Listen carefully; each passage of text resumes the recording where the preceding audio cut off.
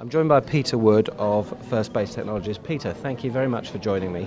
You're giving a presentation this afternoon, and part of the title of the presentation is Blended Attacks. Now, I'm curious about that term. What does it mean? What is it? Yeah, it's a term we coined to in effect sort of encapsulate a combination of technical attack and physical people or premises attacks. Okay. So it might involve a criminal using the telephone or using email or walking into someone's premises. Okay. Or a hybrid combination of those. Absolutely, yeah. And at the same time being able to exploit some technical vulnerabilities that perhaps would be very difficult for them to exploit over the web. Okay. And in terms of how those operate, can you give me some examples of the kind of attacks that occur?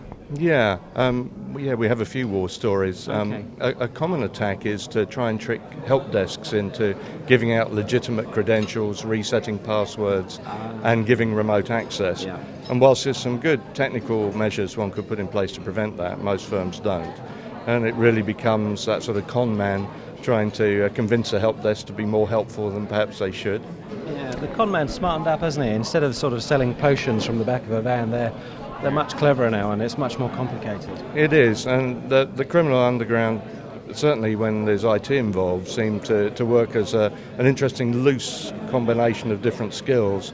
So you'll have someone who knows how to talk his way in or out of a situation, someone else who's got some excellent technical skills, and maybe someone else who's got some muscle, for example. Right. And putting those skills together in a sort of, a bit like being self-employed and having colleagues in complementary businesses, if you like, but without any of the moral infrastructure. It's a dangerous combination, isn't it? Yes, it is. So as organisations with online activity, and obviously with the combination of online and offline activity in the gambling sector, what can be done to protect against these attacks? I think without question that the two areas that really need attention, one is physical security, where really a lot of businesses don't patrol their perimeter in the way they should.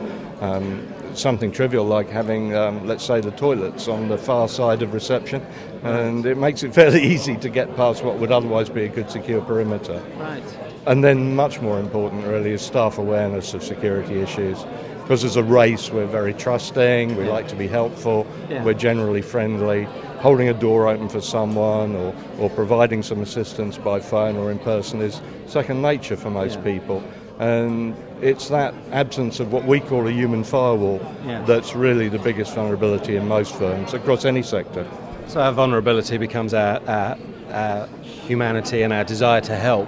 Yeah. And that's the very thing that they're exploiting. Exactly so. And it's something that con men have always done, of course, but now the prize could be so much larger. Yeah. If there's a database full of credit card details or some competitive edge that can be stolen by one firm from another, then this is just the obvious way to do it. Yeah. As we've spent so much money building good technical perimeters and protecting ourselves from internet attack, then of course the criminals are going to move to what's an easier route and a more likely successful route.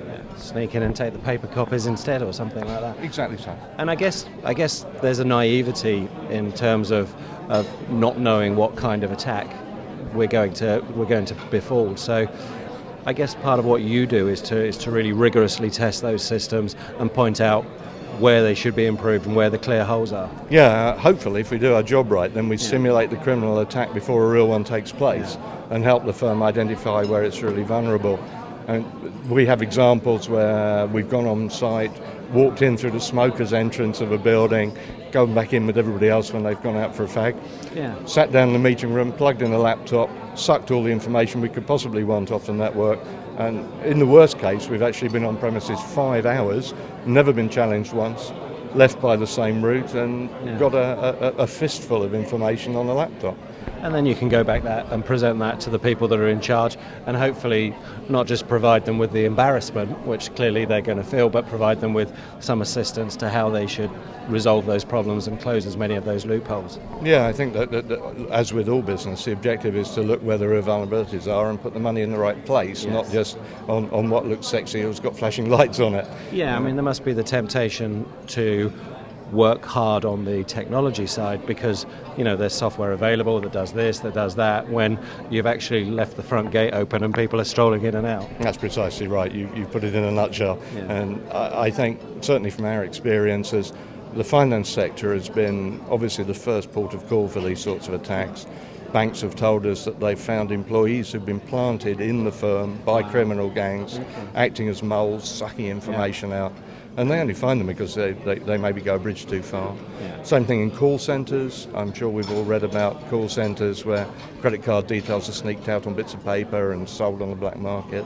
And as those sort of ideas permeate through the criminal community, they're going to be deployed, I think, more frequently and with greater success until we tighten up that mindset and understand not to be paranoid, but just to be adequately suspicious. Yeah, and I guess your job, Peter, is not just to be suspicious, but to actually try and put yourself in the mindset of the criminal and think, what's available here, how can I get in? That's the kind of role you're playing, I guess. Yes, it is. It's a strange role for somebody who's always been very law-abiding, but as an engineer I like to think outside the box, and so do our team, and I think you just shift that mindset away from, say, electronics or computing into what they call life hacking. Yes. And if we've got the right technical skills and we've got the right life hacking skills, then we should be able to give a fair simulation.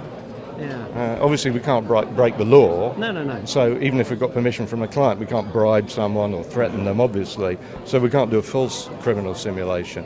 Yeah. But we can certainly give some food for thought and maybe refocus some of the security budget into an area that's perhaps, well, it's something that people don't like to spend money on, staff training, staff awareness, but it helps people at home as well as at work. And if it's done well, and we've got a couple of clients who are doing it well, then staff really join in with it enthusiastically.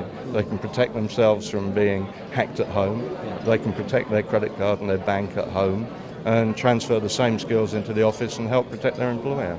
Excellent. Okay, Peter, well, thank you very much for your time. Thanks for talking to me.